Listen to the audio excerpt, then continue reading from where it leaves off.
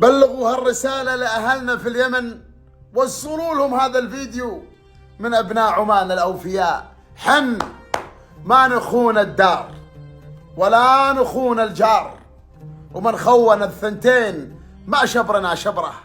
الأصيل راسخ بمواقفه الثابتة اللي ما تتغير ولا تتبدل ولا تهزها الرياح، حتى وإن كانت رياح أساطيل أقوى دول العالم.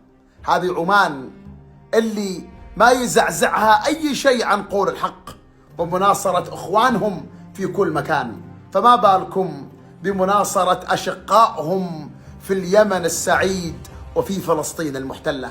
عمان تقولها وبكل شجاعة لا أمام أي قوات جوية تقصد ضرب اليمن، حتى ولو كان ضمن قرار دولي. فالأولويات هي الوقوف بجانب أخوتها وأشقائها ومد يد العون لهم قدر المستطاع، وليس طعن ظهر الجار.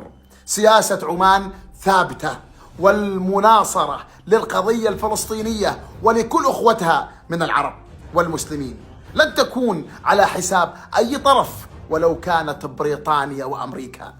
تحت راية السلطان هيثم ما نحتار، تحت راية السلطان هيثم ما نحتار، ولا نشك دون وامره خيط في إبرة. فشكرا لمن سار على درب الحكمة والسياسة الرشيدة، شكرا مولانا جلالة السلطان هيثم حفظه الله ورعاه، وشكرا لمعالي وزير الخارجية السيد بدر البوسعيدي، وشكرا لعمان اللي نفتخر دائما بمواقفها ونثق تمام الثقة في كل قراراتها الخارجية. حفظكم الله يا أهل اليمن، حفظكم الله يا أهل فلسطين.